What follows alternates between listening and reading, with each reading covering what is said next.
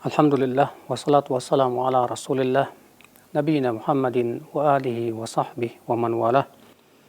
Wa asyhadu an la ilaha illallah wahdahu la syarikalah wa asyhadu anna Muhammadan abduhu wa rasuluh. Qala Allah Ta'ala fi kitabihil karim, ya ayyuhalladzina amanu taqullaha haqqa tuqatih wa la tamutunna illa wa antum muslimun, amma ba'd. Ikhwatal Islam, azani Allah wa iyyakum. Kita melanjutkan kitab Sahih At-Targhib wa Tarhib. Kita masuk ke bab yang baru, At-Tarhib min tarkis sunnati wartikabil bid'ah wal ahwa. Ini kata Al-Hafidz Al-Munziri, At-Tarhib, ancaman dari meninggalkan sunnah, wartikabil bid'ah, dan melakukan bid'ah, wal ahwa, dan hawa nafsu maksudnya. Beliau masuk ke hadis 49, membawakan hadis Aisyah radhiyallahu anha. Qalat, ia berkata, qala Rasulullah sallallahu alaihi wasallam, man ahdatsa fi amrina hadza ma laysa minhu fahuwa raddun. Barang siapa yang mengada-ngada ya di dalam urusan kami ini apa-apa yang bukan termasuk darinya, maka ia tertolak. Rawahul Bukhari wa Muslim wa Abu Daud wa lafdhuhu man sana'a amran ala ghairi amrina fahuwa raddun. Dikeluarkan Bukhari dan Muslim, dan Abu Daud meriwayatkan dengan lafaz, siapa yang melakukan suatu perkara yang tidak sesuai dengan perintah kami, maka ia tertolak. Juga dikeluarkan Ibnu Majah dalam riwayat Muslim dengan lafaz, man amila amalan laisa alaihi amruna fahuwa raddun. Siapa yang mengamalkan suatu amalan yang tidak ada di atasnya perintah kami, maka ia tertolak. Hadis ini akhi, ya termasuk hadis yang agung kata Imam Nawawi, di mana hadis ini membantah segala macam sesuatu yang dibuat-buat dalam agama dan diada-adakan. Karena agama kita ini sudah sempurna. Agama kita tidak membutuhkan tambahan lagi. Semua ibadah yang mendekatkan ke surga sudah dijelaskan oleh Rasulullah SAW. Dan semua perkara yang bisa menjerumuskan ke dalam api neraka juga sudah dijelaskan oleh Rasulullah SAW. Maka dari itu, kewajiban kita adalah betul-betul ittiba'ur Rasul sallallahu alaihi wasallam. Itu mengikuti Rasulullah sallallahu alaihi wasallam. Sebagaimana dikatakan oleh Abdullah bin Mas'ud, kata beliau, ittabi'u wa la tabtadi'u faqad kufitum. Ittabi'u, ittiba' saja, ikuti. Wa la tabtadi'u, dan jangan berbuat bid'ah. Faqad kufitum, karena kalian sudah dicukupi. Dicukupi oleh siapa? Oleh Rasulullah dan para sahabatnya. Jadi kewajiban kita, akhi, adalah ikuti saja. Jangan sibuk bagaimana membuat cara zikir tertentu, bagaimana membuat suatu ibadah tertentu. Jangan. Bahkan setiap ibadah-ibadah yang ada, wajib kita periksa lagi apakah ada contohnya dari Rasulullah, apakah ada asalnya dari Rasulullah SAW atau tidak. Karena ya akhi, setiap ibadah yang tidak pernah dicontohkan oleh Rasulullah SAW adalah itu ibadah yang tertolak dan ditolak oleh Allah Subhanahu wa Ta'ala. Karena ingat saudaraku, kita beribadah kepada Allah bukan sesuai dengan selera-selera kita, bukan sesuai dengan kepuasan batin kita. Kita beribadah kepada Allah harus sesuai dengan apa yang Allah cintai dan ridhai. Yang Allah cintai dan ridhai itu yang disampaikan oleh Allah melalui Jibril kepada Rasulullah sallallahu alaihi wasallam. Baik dari sisi tata caranya, sifatnya, tempatnya, waktunya, ya demikian pula jumlahnya, jenisnya. Itu semua harus mengikuti ya tata cara Rasulullah sallallahu alaihi wasallam. Bukan kemudian kita malah membuat-buat sendiri. Maka Rasulullah SAW bersabda dalam hadis ini, siapa yang mengada-ngada membuat-buat sesuatu dalam perintah kami, dalam urusan kami ini, apa-apa yang tidak termasuk darinya, maka ia akan ditolak oleh Allah Subhanahu wa taala. Artinya amalnya tidak diterima oleh Allah.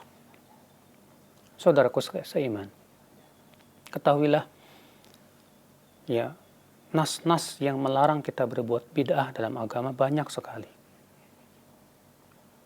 Dan beliau juga akan menyebutkan di sini beberapa dalil tentang larangannya kita berbuat bid'ah dalam agama. Karena hakikat berbuat bid'ah itu, akhi, adalah mengubah-ubah aturan agama Allah. Mengubah-ubah syariat Allah Jalla wa'ala. Cobalah tanyakan kepada para ahli hukum. Ya, mana yang lebih berat? Melanggar aturan atau mengubah-ubah aturan?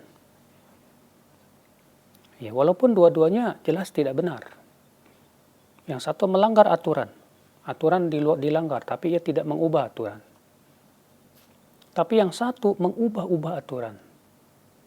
Saya yakin ya akhi, ya, para ahli hukum, para penegak ya keamanan dan yang lainnya, mereka semua tahu yakin bahwasanya mengubah-ubah peraturan itu lebih berat ya daripada sebatas melanggar ya aturan.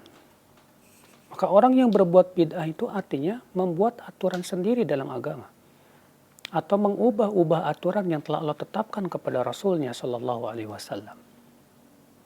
Maka dari itu ya akhi, ya orang yang membuat ibadah baru yang tidak pernah dicontohkan oleh Rasulullah SAW, sama saja dia mengatakan Rasulullah belum menyampaikan agama ini secara sempurna.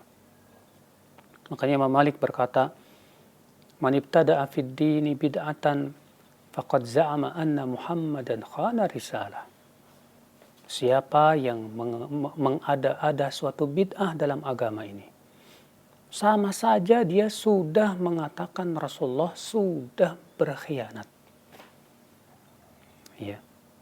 Kenapa kata Imam Malik? Wadzalika li'anna Allah Ta'ala qala, karena Allah berfirman, al-yawma akmaltu lakum dinakum.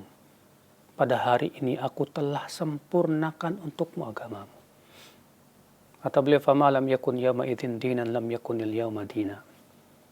Maka apa-apa yang di hari itu tidak termasuk agama, di hari ini pun tidak termasuk agama. Saudaraku seiman. Namun ya di sana ada perkara-perkara yang disangka oleh orang itu termasuk bid'ah. Ya, padahal bukan. Yaitu perkara yang Rasulullah tidak lakukan karena memang masih ada penghalangnya di zaman Rasulullah. Atau Rasulullah tidak lakukan karena memang di zaman itu belum ada pendorongnya. Ya.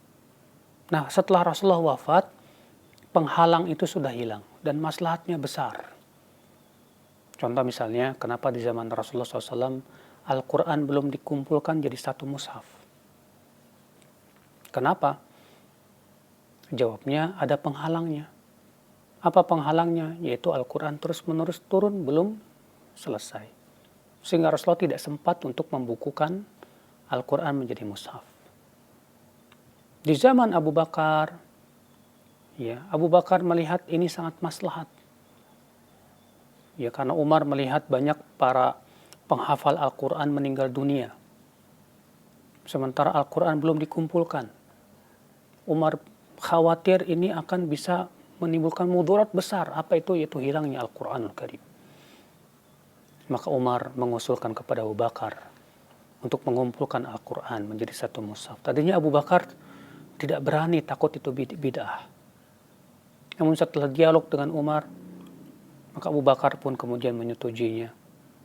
Dan ini pun menjadi persetujuan seluruh sahabat, menjadi ijma mereka. Ya. Kenapa Rasulullah tidak melakukan? Jawabnya karena Rasulullah ada penghalangnya. Nah, ketika penghalang itu hilang dan maslahatnya besar dalam rangka untuk mempertahankan modal Islam ini, dasar Islam ini, maka pahala menjadi ya, maka itu sesuatu yang boleh, bahkan disyariatkan, saudaraku sekalian. Contoh lagi, kenapa di zaman Rasulullah SAW belum ada ilmu nahwu, ilmu sorof, ilmu hadis, ilmu usul fikih, Jawabnya karena di zaman Rasulullah belum dibutuhkan. Para sahabat dengan kefasihan bahasa Arabnya, mereka sangat paham bahasa Arab, ilmu nahu, ya sorof. Mereka paham ini umum, ini khusus, ini mutlak, ini muqayyad yang merupakan pembahasan usul fikih. Di zaman Rasulullah belum ada sanad kepada Rasul, mereka langsung bertanya kepada Rasulullah SAW. Ya, sehingga belum dibutuhkan ilmu hadis. Nah, ketika dibutuhkan dan pendorongnya sudah muncul, dan kalau ditinggalkan ini malah menimbulkan mudarat, maka para ulama mengatakan ini boleh, tidak termasuk bid'ah yang disebutkan dalam hadis setiap bid'ah itu sesat. Kenapa demikian, akhi? Ya, karena ini untuk mempertahankan dan membela modal Islam. Ya. Maka dari itu ya, akhi, adapun kalau misalnya Rasulullah SAW meninggalkan suatu perbuatan, sementara pendorongnya ada di zaman Rasulullah, dibutuhkan. Penghalangnya pun tidak ada di mana Rasulullah mampu melakukan. Tapi Rasulullah tetap tidak melakukannya. Itu artinya perbuatan tersebut tidak disyariatkan. Iya, contoh misalnya, sebagian sahabat mengatakan Rasulullah SAW sholat Idul Fitr dan Idul Adha tanpa adzan dan tanpa iqamah. Tanpa adzan dan tanpa iqamah. Padahal adzan dan iqamah dibutuhkan tidak untuk mengumpulkan orang-orang, dibutuhkan di zaman Rasulullah SAW. Ya. Rasulullah mampu tidak menyuruh Bilal untuk adzan dan iqamah? Mampu, dan sangat mampu sekali. Berarti mengadakan adzan dan iqamah untuk sholat Idul Fitri dan Idul Adha bid'ah tidak? Kita katakan na'am, itu bid'ah. Kenapa? Karena Rasulullah mampu masalahnya melakukan itu, dan pendorongnya pun ada di zaman Rasulullah SAW. Maka saudarakus iman, azani Allah wa iyyakum. Ya, pahami ini baik-baik untuk kita bisa membedakan mana perkara yang memang jelas bid'ah, mana yang tidak. Ya, kalau kita perhatikan, para sahabat cinta enggak kepada Rasulullah? Sangat cinta. Pendorong untuk merayakan kelahiran Rasulullah ada tidak? Ada. Mampu tidak para sahabat untuk merayakan kelahiran Rasulullah? Sangat mampu. Tapi kenapa para sahabat tidak melakukannya? Dikarenakan mereka tahu itu tidak disyariatkannya. Demikian pula para tabi'in tidak pula melakukannya. Iya. Maka ya akhi, perhatikanlah baik-baik, ya, dan bedakan permasalahan yang seperti ini, agar kita tidak jatuh berbuat bid'ah dalam agama. Jangan kemudian seseorang menilai baik itu dengan pendapat akalnya saja, lalu mengatakan tapi ini baik. Kita katakan ya akhi, sesuatu yang baik itu menurut siapa? Kalau menurut akal kamu belum tentu baik di sisi Allah. Dalam agama, masalahnya agama ini milik Allah, bukan milik siapa-siapa. Agama ini milik Allah. Allah berfirman, inil hukmu illa lillah. Ya, hukum hanyalah milik Allah. Allah berfirman, ala lillahi dinul khalis, ketahuilah milik Allah lah agama yang murni ini. Karena agama ini milik Allah, berarti yang berhak mensyariatkan dalam agama ini siapa? Allah subhanahu wa ta'ala. Para ulama hanya disuruh oleh Allah untuk memahami, ya, Al-Quran dan hadis Nabi Shallallahu Alaihi Wasallam. Ya, dengan tentunya ilmu-ilmu yang telah, ya, ditulis oleh para ulama tentang usul fikihnya, kaidah fikihnya dan yang lainnya. Nah, saudaraku seiman, ya, kewajiban kita dalam masalah akidah dan keyakinan ikuti Rasulullah dan para sahabat. Dalam masalah tata cara ibadah, sifat ibadah, waktunya, tempatnya, demikian pula jumlah dan jenisnya, ikuti Rasulullah, jangan mengada-ngada. Karena ibadah hak Allah Jalla wa'ala. Namun di sana ada permasalahan-permasalahan yang baru muncul di zaman sekarang, yang itu membutuhkan ijtihad para ulama, ya, untuk kemudian melihat kejadian yang pernah terjadi di zaman Rasulullah yang sejenis dan satu ilat yang kemudian bisa dikiaskan kepadanya. Sedangkan ibadah yang sifatnya mahdhah seperti sholat, ya, tidak bisa dikiaskan karena tidak diketahui ilatnya, akhi. Ya. Nah, saudaraku seiman, azani Allah wa iyyakum. Jelas ya akhi, ya, agama kita sudah sempurna. Kewajiban kita ikuti saja. Ya, jangan kita mengada-ngada suatu perbuatan ibadah lalu kita memandang ini baik. Wallahi, ya, Rasulullah SAW melarang hal seperti itu dalam hadis yang sudah kita bacakan tadi. Dan dalam Rasul sabda, man ahdatha fi amrina, man ahdatha fi amrina, siapa yang mengada-ngadakan yang baru dalam perkara kami ini, ma laisa minhu, apa-apa yang bukan darinya, fahuwa raddun, maka ia tertolak. Kita masuk hadis yang ke-50. Wa an Jabir radhiyallahu anhu qala, kana Rasulullah SAW idza khataba ihmarat aynah wa ala sautuh wa ishtadda ghadabuh ka'annahu munziru jayshin yaqulu sabbahakum wa massakum wa yaqulu bu'ithu ana was-sa'atu kahatain wa yaqrinu baina asbi'aihi as-sababah wal wusta wa yaqul amma ba'd fa inna khairal hadithi kitabullah wa khairal hadyi hadyu Muhammadin sallallahu alaihi wasallam wa syarral umuri muhdatsatuha wa kullu muhdatsatin bid'ah wa kullu bid'atin dhalalah. Thumma yaqul ana awla bikulli mu'minin min nafsihi man taraka malan fali ahlihi wa man taraka dainan aw dhaya'an fa ilayya wa alayya. Ya.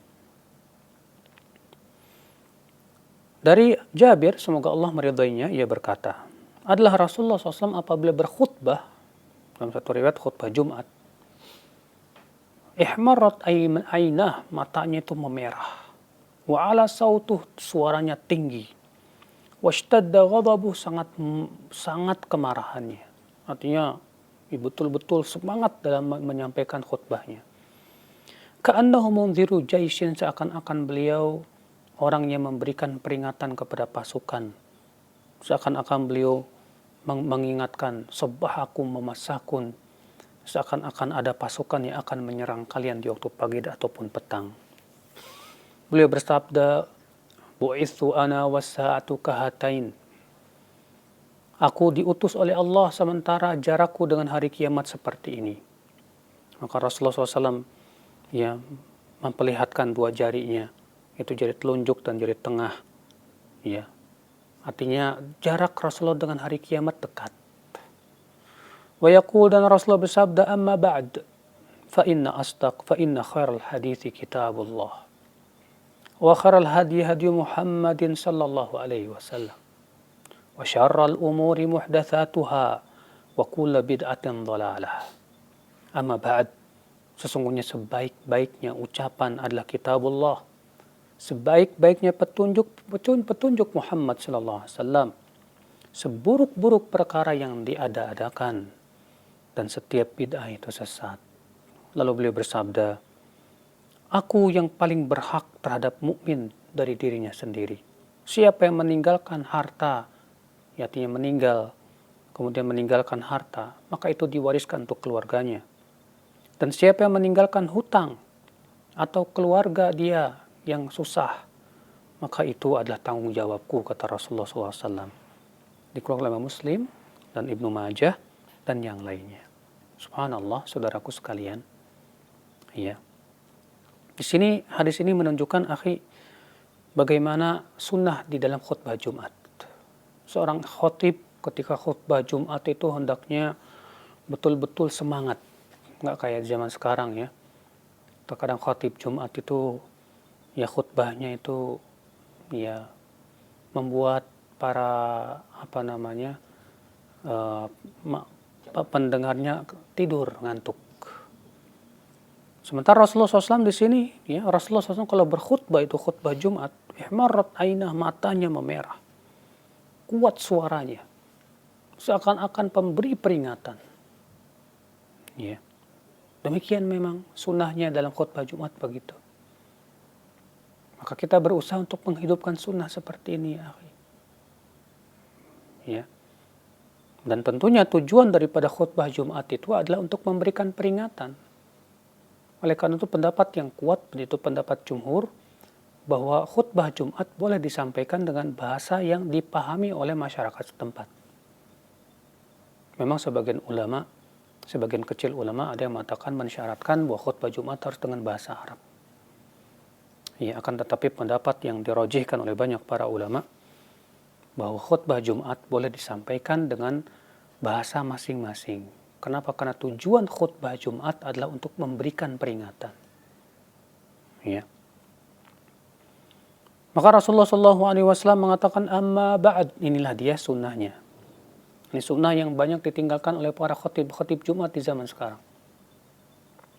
Beliau mengatakan apa? Fa inna khairal hadis, dalam satu riwayat, fa inna asdaqal hadis kitabullah.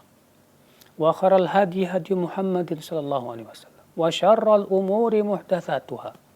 Wa kullu muhdatsatin bid'atun wa kullu bid'atin dhalalah. Tapi aneh ya, akhi. Khotib-khotib yang membawakan ini di zaman sekarang dituduh Wahabi. Padahal ini ucapan Rasulullah di khutbah Jumat. Ya. Rasulullah yang mengatakan begitu, sesungguhnya sebaik-baik ucapan kitabullah. Maka adakah yang terbaik ucapannya dari ucapan dan firman Allah Subhanahu wa taala? Tidak ada. Kalau kita tidak beriman kepada Al-Qur'an atau kurang percaya kepada Al-Qur'an, maka dengan apa lagi kita akan beriman? Ya. Wa khairal hadi hadi Muhammadin sallallahu alaihi wasallam. Kata beliau, dan sebaik-baiknya petunjuk adalah petunjuk Nabi Muhammad sallallahu alaihi wasallam. Bukan petunjuk madhab anu, bukan, akhi. Tapi petunjuk Rasulullah sallallahu alaihi wasallam. Kita dikubur akan ditanya tentang Rasulullah, bukan ditanya tentang madhab. Kita akan ditanya oleh Rasulullah, oleh Allah tentang siapa Rasulmu. Di kuburan nanti tidak akan ditanya siapa imam madhab. Ya subhanallah, ya akhir Islam, azani Allah wa iyyakum. Lalu ada apa kemudian kita mewajibkan harus ikut satu madhab? Padahal ulama madhab sendiri tidak pernah ada yang mewajibkan demikian. Iya. Akhul iman, kewajiban kita adalah mengikuti Rasulullah sallallahu alaihi wasallam. Karena sebaik-baik petunjuk itu petunjuk Rasulullah salawatullahi alaihi wasallam. Karena itu sebaik-baik petunjuk, berarti itu yang harus kita jadikan pedoman dalam hidup kita. Itu yang harus benar-benar kita pegang kuat-kuat. Makanya Rasulullah SAW bersabda, fa'alaikum bisunnati wa sunnatil khulafa'ir rasyidin al-mahdiyyin. Addu alaiha, ya, bin nawajid. Hendaklah kalian pegang sunnahku, kata Rasul, dan sunnah khulafa'ur rasyidin yang tertunjuki setelahku. Gigit ya dengan gigi geram. Tamassaku biha, artinya kuat, peganglah kuat-kuat. Jangan kamu buang, jangan. Karena itu adalah ya akhi jalan keselamatan ya akhi. Maka kewajiban kita saudaraku seiman, azani Allah wa iyyakum. Ya, wajib meyakini bahwa sebaik-baik petunjuk adalah petunjuk Nabi Muhammad sallallahu alaihi wasallam. Berarti kalau begitu pelajari dong hadis-hadis Rasul. Pelajari petunjuk Nabi Muhammad sallallahu alaihi wasallam. Kenapa kita lebih betah mempelajari petunjuk buatan fulan wa allan yang ia bukan nabi dan bukan rasul, yang ia tidak mendapatkan wahyu sama sekali dari Allah Jalla wa ala? Kenapa kita tidak lebih semangat untuk mempelajari wahyu dari Allah berupa Al-Quran dan hadis Nabi sallallahu alaihi wasallam? Subhanallah ya akhal iman. Lalu Rasulullah bersabda, wa syarral umuri muhdatsatuha. Seburuk-buruk perkara itu yang dibuat-buat baru dalam agama ini. Rasulullah menganggap orang yang membuat-buat perkara yang baru dalam agama, ya dari masalah ibadah, itu sesuatu yang paling buruk. Kenapa? Karena masalahnya ia sudah mengubah-ubah aturan agama, sudah mengubah syariat Rasulullah SAW. Ya. Kewajiban dia adalah mengikuti Rasul.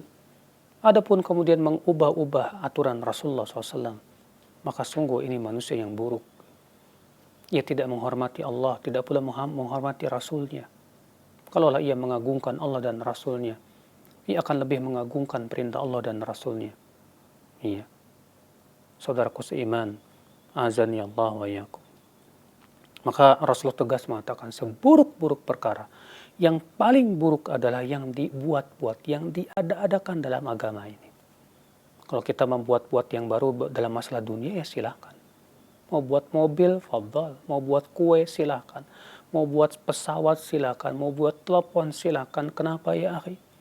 Karena masalah dunia pada asalnya halal, kata para ulama. Sebagaimana Allah berfirman, huwallazi arsala rasulahu bil huda wa dinil haqqi liyudhhirahu 'ala ad-dini kullihi. Huwallazi khalaqa lakum ma fil ardi jami'an tsumma istawa ila as-sama'. Dialah Allah yang telah menciptakan untuk kalian apa yang ada di bumi ini. Sehingga dijadikan dalil oleh para ulama bahwa masalah dunia pada asalnya halal. Tidak boleh diharamkan sampai ada dalil. Sedangkan masalah agama, masalah ibadah, itu hak Allah ya akhi. Kewajiban kita menunggu perintah dari Allah. Saudaraku seiman, azani Allah wa yakum. Maka kata Rasulullah, seburuk-buruk perkara mengada-adakan yang baru dalam masalah agama. Lalu Rasul tegas mengatakan wa kullu bid'atin dhalalah. Setiap bid'ah itu sesat. Ya. Tapi aneh di zaman sekarang ada orang berkata, oh kata kullu itu artinya bukan setiap, bukan semua. Tapi kullu artinya katanya sebagian. Masya Allah. Lalu bagaimana dengan firman Allah? Kullu nafsin dha'iqatul maut. Setiap jiwa pasti akan merasakan kematian. Berarti tidak setiap jiwa merasakan kematian. Berarti ada yang kekal, ya, tidak akan mati. La wallah, ini aneh. Ya. Allah berfirman, wa khalaqa kulla syai', dan Allah menciptakan segala sesuatu. Ya. Berarti ada sesuatu yang tidak diciptakan oleh Allah tapi diciptakan oleh selain Allah. Ini musyrik ya akhal Islam. Maka kullu dalam bahasa Arab dengan ijma' seluruh ahli bahasa dan ulama usul fiqih bahwa kullu itu mempunyai makna umum. Ya.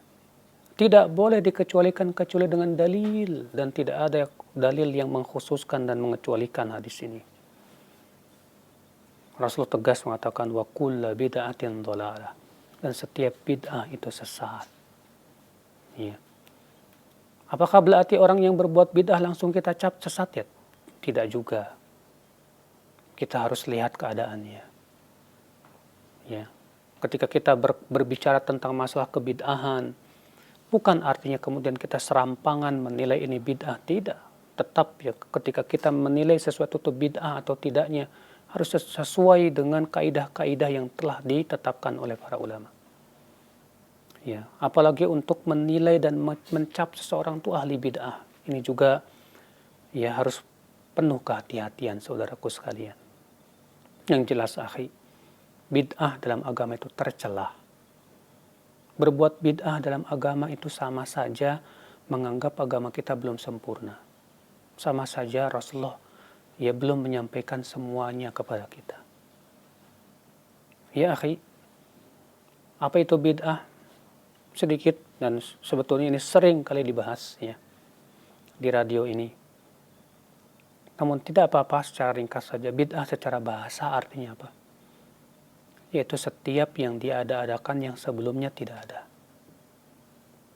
Adapun secara istilah artinya apa? Bedakan ya, tolong bedakan bid'ah secara bahasa dengan bid'ah secara istilah. Kalau secara bahasa semua yang baru ada itu namanya bid'ah. Kapal bid'ah, betul, tapi secara bahasa. HP bid'ah, betul, tapi secara bahasa. Ya. Bahkan wajah antum pun bid'ah, betul, tapi secara bahasa. Adapun secara istilah beda lagi. Seperti sholat secara bahasa apanya? Artinya doa. Secara istilah artinya apa?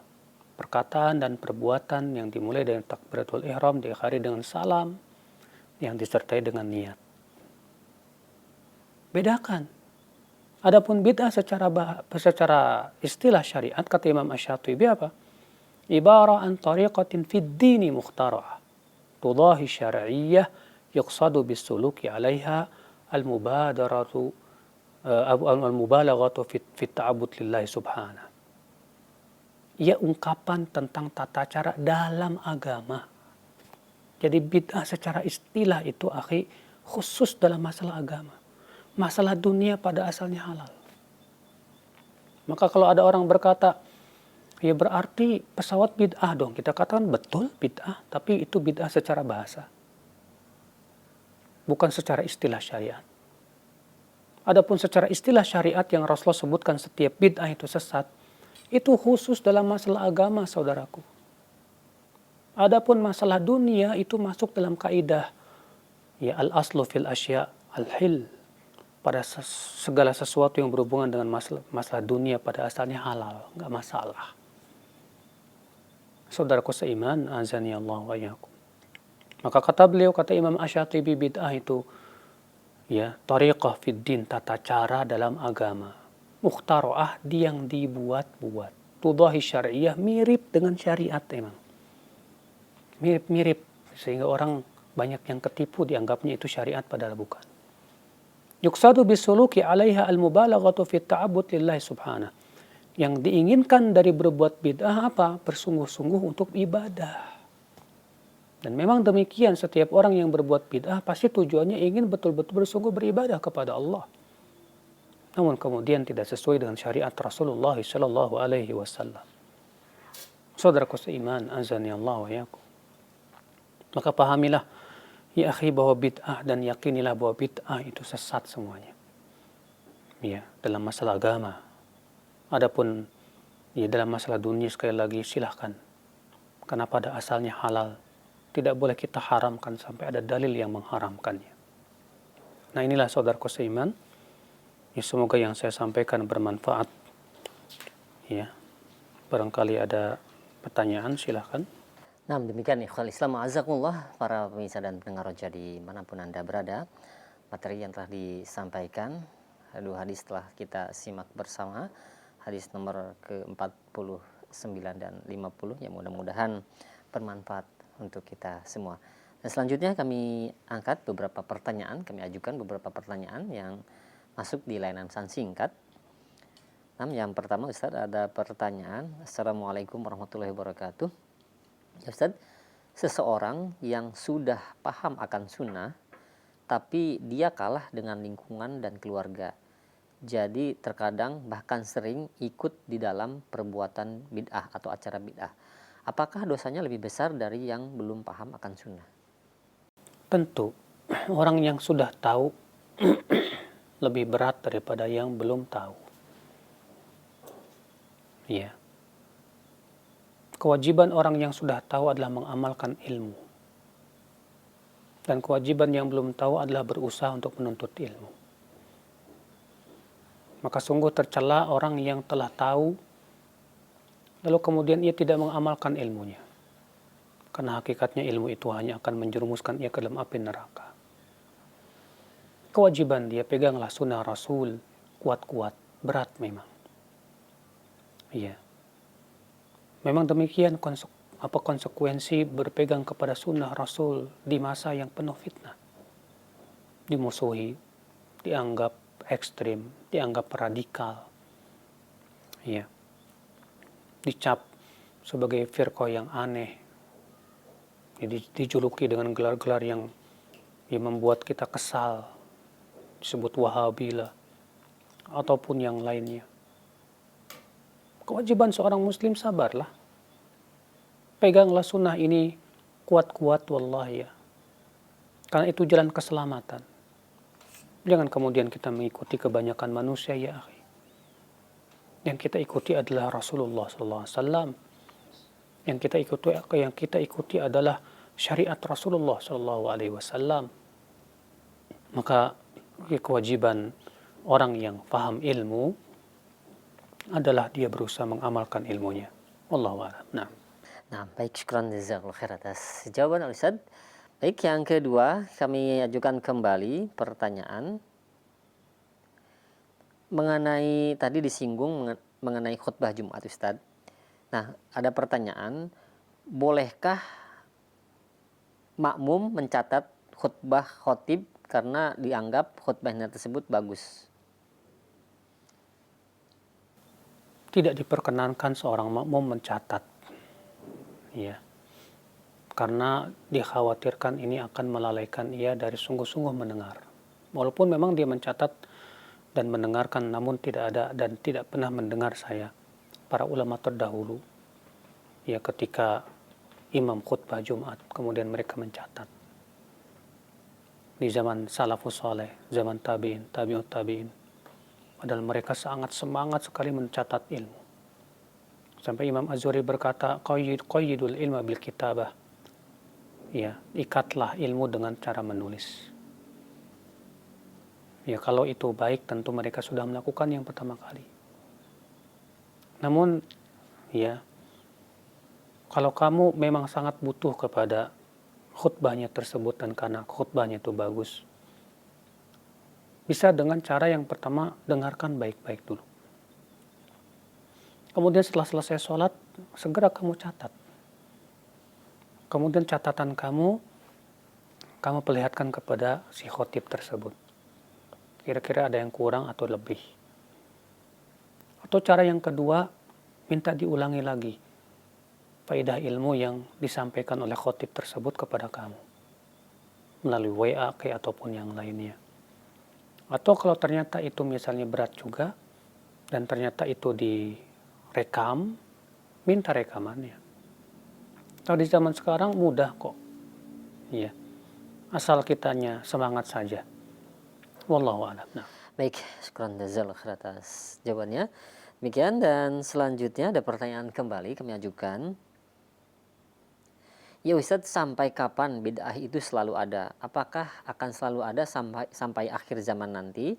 Dan pernahkah sepeninggal Nabi bumi ini bersih dari bid'ah? Dan apakah sunnah itu di setiap zamannya selalu menjadi minoritas?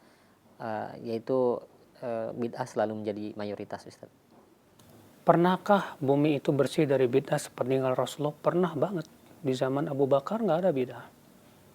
Di zaman Umar nggak ada bid'ah. Ya. Kemudian setelah Umar meninggal baru muncul ya pemikiran-pemikiran yang menyesatkan seperti Syiah dan yang lainnya. Dan Rasulullah sudah mengabarkan itu. Ya, disebutkan dalam hadis yang dikeluarkan oleh Bukhari dalam sahihnya.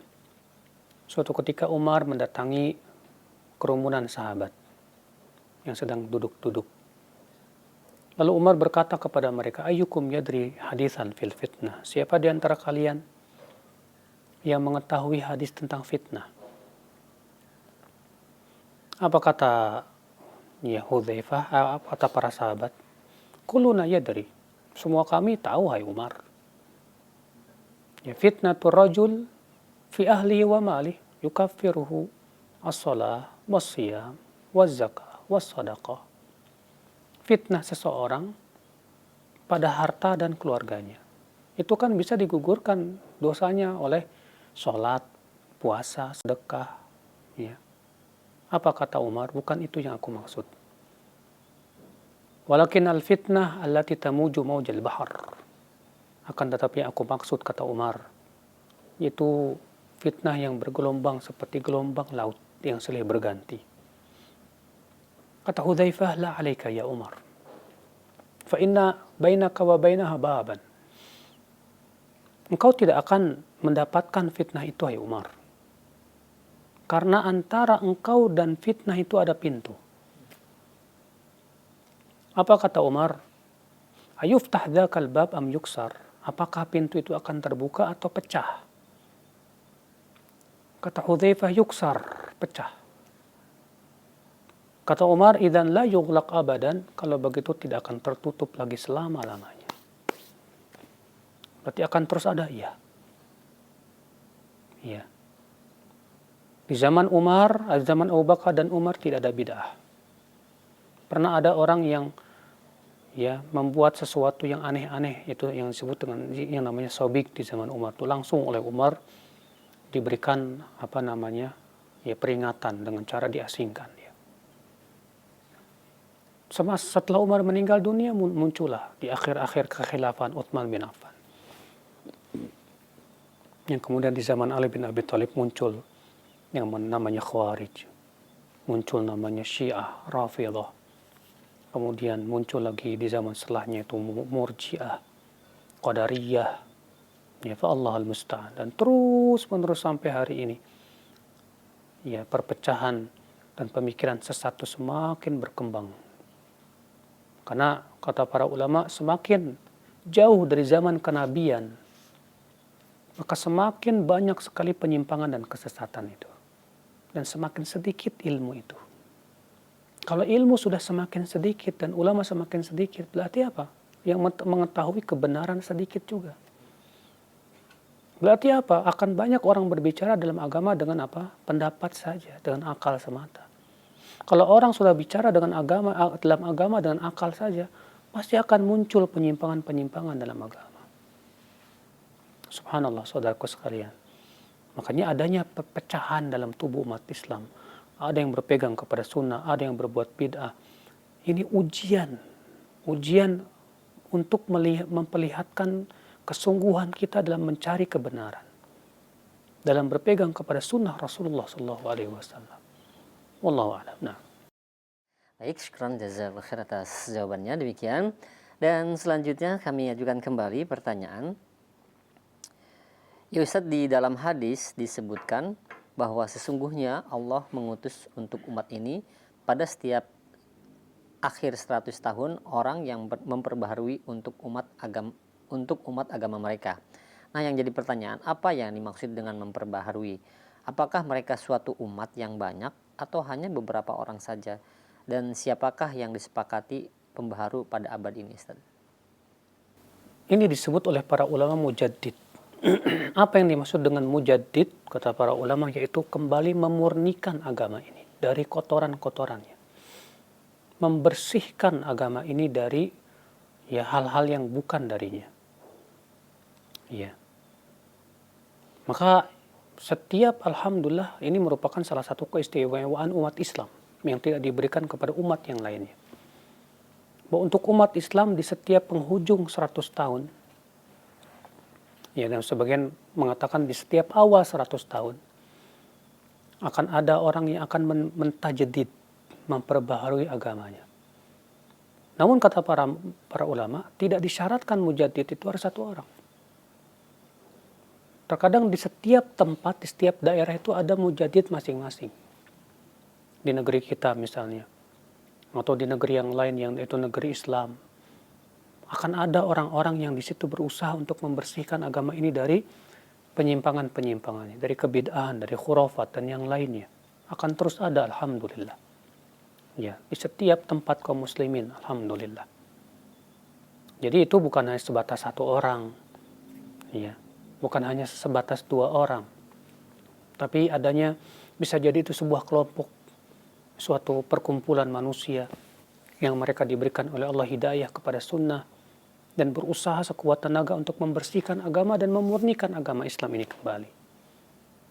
Ya, alhamdulillah, Rasulullah bersabda dalam hadis yang lain, la tazalu ta'ifatum min ummati zahirina 'alal haqqi la yadurruhum man khalafahum wala man khadalahum ila an ya'ti amrullah.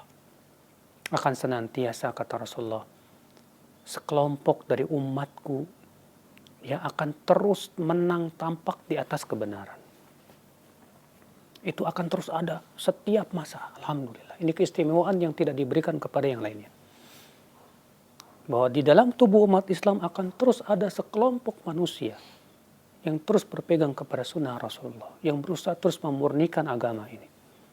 Tidak akan membahayakan mereka orang-orang yang menyelisih mereka, tidak pula orang-orang yang mencemooh mereka. Sampai datangnya perintah Allah, yaitu hari kiamat. Alhamdulillah ya akhi. Maka dari itulah, walaupun bagaimana mereka mau menghabisi sunnah Nabi, insya Allah tidak akan bisa. Karena agama ini milik Allah. Allah sendiri yang akan membela agama ini. Kewajiban kita terus membela agama Allah sampai titik darah penghabisan. Ya, sampai terus, ya, sampai Allah berikan kepada kita kemuliaan, ya akhal Islam, azani Allah wa yakum. Menyampaikan sunnah Rasul, memurnikan kembali ajaran Islam ini. Menjadikan manusia semuanya mentauhidkan Allah dan menjauhkan kesyirikan. Mengikuti sunnah Rasulullah, menjauhkan kebid'ahan, dan senantiasa menaati Allah dan menjauhkan kemaksiatan. Memang berat dan sangat berat, dan pasti konsekuensinya akan dimusuhi. Tapi kewajiban kita bersabar ya akhi, dan terus bersabar. Wallahu a'lam. Nah. Ya, baik. Terima kasih banyak. Syukran jazakallahu khair atas jawabannya. Demikian, dan selanjutnya kami angkat kembali pertanyaan. Ya, Ustaz, tadi dikatakan bahwa merubah itu lebih berat daripada melanggar. Apakah hal tersebut dapat disimpulkan bahwa pembuat dan pelaku bid'ah itu dosanya lebih besar daripada perbuatan pembunuhan dan perzinahan, Ustaz? Tergantung jenis bid'ahnya. Kalau bid'ah itu berupa keyakinan yang benar-benar merusak ya pokok-pokok keyakinan umat Islam, jelas. Seperti bid'ah Syiah yang mengatakan bahwa semua sahabat kafir, bahwa Al-Quran telah diubah-ubah oleh para sahabat. Wah, ini sangat besar sekali, bahkan banyak ulama menganggap ini jelas kufur. Iya. Maka bid'ah yang kecil tidak bisa dikatakan lebih buruk daripada maksiat yang sangat besar.